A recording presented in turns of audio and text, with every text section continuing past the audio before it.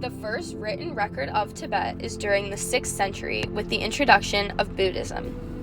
Tibet has had a very complicated past, with being sovereignly governed but also governed by the Mongols and currently the People's Republic of China. China invaded Tibet in 1950, but Tibet was not annexed into the People's Republic of China until 1959. The people of Tibet practice Buddhism, but with China taking over their land, their religion and culture has now been repressed. China drove the Dalai Lama out of Tibet. The Dalai Lama is the spiritual figurehead of Buddhism. China wishes to fully suppress Tibetan culture.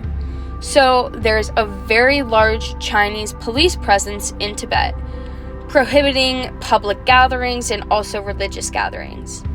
China claims to have had centuries of sovereignty in the region of Tibet, but Tibetans say they have essentially been independent for centuries. China has now set up labor camps in Tibet, and they're forcing Tibetans into these camps. It has been estimated that there are almost 500,000 Tibetans in these labor camps. The Chinese government has camps like this throughout regions of China to erase cultures that do not exactly fit in with the Chinese Communist Party ideals. The atrocities in Tibet have largely gone unnoticed because of a global fear of making an enemy of China.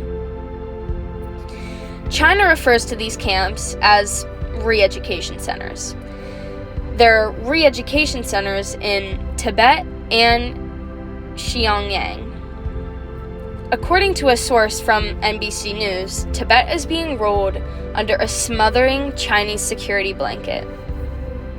And many Tibetans abroad say the Himalayan region resources are being exploited for Beijing's benefit, while Tibet's language and their unique Buddhist culture is being gradually destroyed. Tibet is rich with resources very valuable to China, with extensive gold fields as well as the production of borax, and it's rich with metals like iron and titanium and lead, which are valuable to China. Under the communist regime and the leadership of Xi Jinping, China is oppressing culture all across the country. Meanwhile, also oppressing Tibetans and erasing their culture.